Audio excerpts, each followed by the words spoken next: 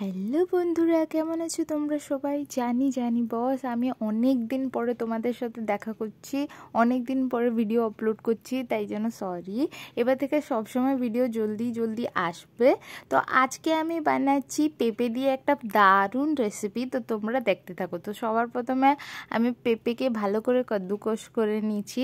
করার পরে এই যে এখানে আমি দিয়ে দিচ্ছি লঙ্কা, আদা, আর এটা নিরামিষ, এইতে পেঁয়াজ রসুন পড়বে না। আর এই তো ভুজঙ্গ পাতা, কারি লিভস যেটাকে বলে, সেটা আমি দিয়েছি। এবার সব মশলাগুলো দিয়ে দেবো পরপর। সবার প্রথমে এখানে হলুদ গুঁড়ো নিয়েছি, তারপরে জিরে গুঁড়ো, তারপর ধনে গুঁড়ো, তারপরে গোটা গরম মশলা, এটা ঘরে বানিয়েছি। এই যে লাস্টে যেটা আমি দেবো ওটা গরম মশলা দিচ্ছি, এটা আমি ঘরে বানিয়েছি।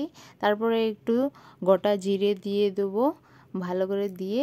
এবার এইতে একটু নুন দিয়ে দেবো। এবার আমি এইতে বেসন দিয়ে দেবো। বেসন দেওয়ার পরে একে ভালো করে মিক্স করে নেব। মিক্স করে একটু পাতলাও হবে না আর মোটাও হবে না, সেরকম জল আমি কোনোই দিচ্ছি না, একদম মিডিয়াম রাখতে হবে। তারপরে ছোট ছোট করে বড়ার মতো ভেজে নিতে হবে। তো আমি এখানে সাদা তেল ব্যবহার করেছি, এরকম গোল গোল কেটে আমি বড়া তৈরি করে নিচ্ছি। সবগুলো এবার ভালোভাবে ভেজে নেবো।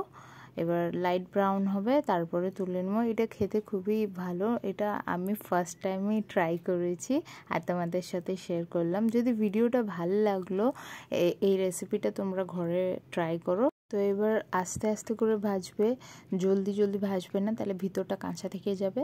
তো তোমরা আস্তে আস্তে করে ভেজে নাও। আর এটা খুবই ক্রিস্পি, তোমরা কোনো সসের সাথেও খেতে পারো, কিসের সাথেও খেতে পারো, তোমাদের ইচ্ছে। তো ভিডিওটা যদি ভালো লাগলো, লাইক কমেন্ট শেয়ার আর সাবস্ক্রাইব করতে ভুলবে না। টাটা।